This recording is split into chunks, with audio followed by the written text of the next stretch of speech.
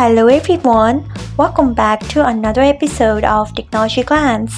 Today in this video, I'm going to guide you through how you can enable notification of poll result on Tumblr. So let's get started.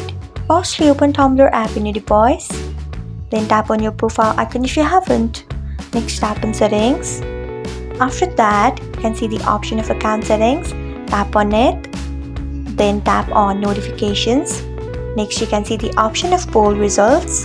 Turn on it by tapping on it. So, this is how you can enable poll results on Tumblr. Thanks for watching. If you found this guide helpful, we would love it if you hit the thumbs up button below. We upload great new tech tutorials like this one every day, so do not forget to subscribe to our channel and hit the bell icon so that you'll never miss another update.